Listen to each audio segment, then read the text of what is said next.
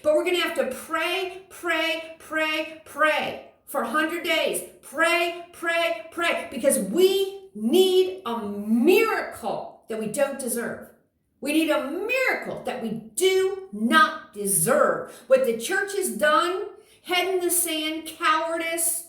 You've got to understand, half of the church, or 30%, 25%, a lot of the church is standing up for communism and the one world order communist beast preparation. Can you believe it? I mean, a lot of the evangelicals are that freaking nuts, okay?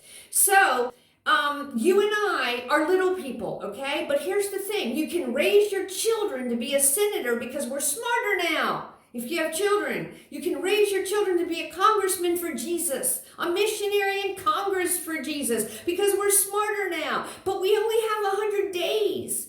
You know, you can't start a new church that understands the importance. You know, in 100 days, you're probably not going to start a new church from nothing if you're not already a preacher, and show the other preachers how to stand up and speak and do right from the pulpit, which we should have been doing. But you know, I have a vision for so many things, and I think you do too. But the problem is we have 100 days, okay? So let's pray. Let's research and talk, but let's pray, because if we don't get a miracle in November, if we don't get a miracle, I mean, we've got to have a miracle. But here's the thing. When and if we get one in 100 days, shame freaking on us if we don't change. If we don't change. And all the wish and the hope that we wish that we could create this 100 days into 2 years, so that we could go start some churches with some freaking pastors that know what they're doing, that aren't just, you know, little pansies over in the corner going, oh, syrupy, you know, like, you know, we're just going to do whatever's easy.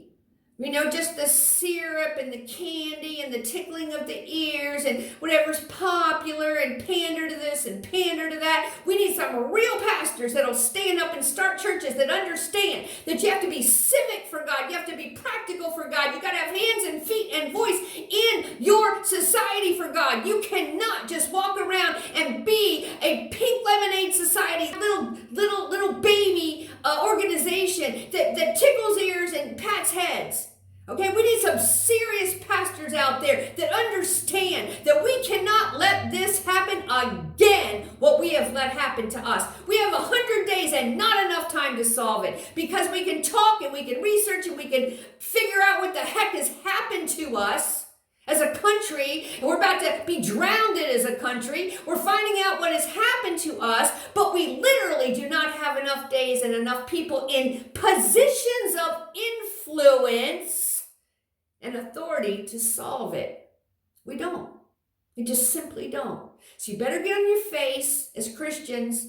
And some of you aren't Christians, I understand, but if you care about freedom, you should pray to God right now, you know, if you've never had before. If you never had before, and you need to anyway, okay? But Christians, I'm calling on Christians, get on your face. I mean, literally. Okay? And when you're out cleaning your house and you're at your job, pray under your breath. I'm telling you, whenever you can, pray for 100 days, because we have to have a miracle, because we have not prepared well. We have not prepared. We have not been responsible. We have not been wise. We have lacked common sense. Okay? We have betrayed God. We have been traitors towards God as Christians. Some of us more than others, okay, as far as these progressive pastors that won't even back our president right now. How sick is that? What a slap in God's face. Talk about spitting on the cross. That you would be against President Trump right now, and for communism, and for being a little Judas and helping to pave the way for a one world order and the path for the beast. How dare you? But you were prophesied. You were prophesied that if even the elect could be twisted in the end and pulled away from God, they would be, and a bunch of them are being. if you can believe it. But God has a remnant. He's got a massive remnant. Okay? But we were irresponsible, and we have not secured positions of influence, and we have been traitors against God on, I'll say, accident. I'll give us the benefit of the doubt. Okay? But we better not let that accident happen again. Okay? When God gives us a miracle in November, we better not squander it. Okay, we better sit up in our chair and get a little common sense going and be the hands, feet, and voice for God in our communities we're supposed to be, and raise our children to be something besides a missionary in another country. Because if you lose your own, it's like going to help 3 people down the street in your town and screwing your own family over back at your house. First things first, people. God didn't say to totally screw your immediate family over while you're out trying to do something great for Him. How about we do first things first, and second things second, and third things third? Just from a practical standpoint. Is there any Christians out there that can think practical with me? Or are we all space cadets? Sorry, I'm emotional, but somebody has got to take this seriously. And I know many people do. I understand that you do. I'm not saying you don't. Many people, I know, I've talked to them. Many people feel as strongly as I do. I guess I'm trying to wake up the ones that don't. My brothers and sisters that are la-di-da still.